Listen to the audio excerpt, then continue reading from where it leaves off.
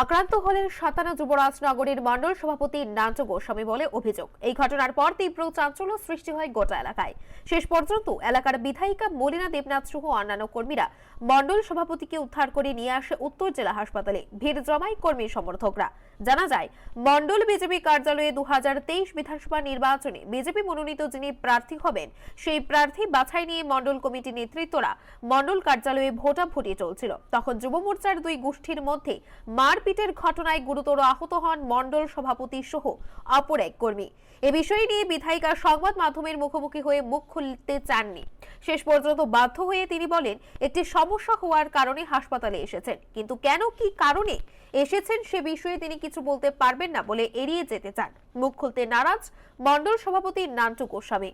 আপনি হসপিটালে এসেছেন, শুনলাম আপনার দলীয় কর্মীদের মধ্যে একটা সংঘর্ষ হয়েছে, কি হয়েছে একটু জানতে চাইব। আপনি তো যুবরাজনগরের মণ্ডল সভাপতি। আচ্ছা, কি হয়েছে একটু বিষয়টা জানতে চাইব।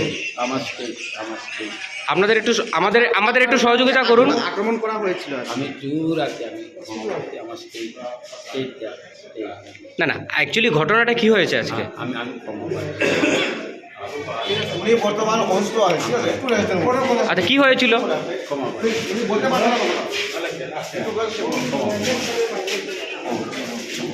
শেষ পর্যন্ত সংবাদ মাধ্যমের প্রশ্নের মুখোমুখি হয়ে বলতে বাধ্য হন আক্রান্ত হয়েছেন মণ্ডল সভাপতি নান্টু গোস্বামী।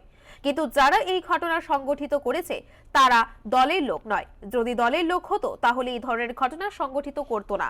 জেলা হাসপাতালে কর্মরত চিকিৎসক প্রাথমিক চিকিৎসার পর ছেড়ে দেন। হসপিটালে একটা প্রবলেম হয়েছিল, এই জন্য আইসি। ওখানে আমি আর করতে পারতাম না, কারণ আচ্ছা ম্যাডাম, একটা জিনিস আমরা শুনতে পেলাম আপনাদের দলীয় কর্মীদের মধ্যে একটা সংঘর্ষ হয়েছে যুবরাজনগর মণ্ডলে, সেই বিষয়ে একটু জানতে চাইব কি হয়েছে। এটা আপনি জানতে পারবেন, আমি পরে বলবো। ম্যাডাম, আপনি তো নিজেও আসলেন হাসপাতালে দেখতে, কি হয়েছে? আমরা শুনতে পেলাম যে মণ্ডল সভাপতি নাকি আহত হয়েছেন, দলীয় কর্মী তারা। ম্যাডাম, সেই বিষয়ে জানতে চাইব কি হয়েছে। এরা আসলে মানে দলের লোকই না। যদি দলের লোক হইতো তাহলে মণ্ডল সভাপতির উপর আক্রমণ করতে পারে। আপনাদের মণ্ডলেই তো হয়েছে ঘটনাটা। মণ্ডলে হয়েছে।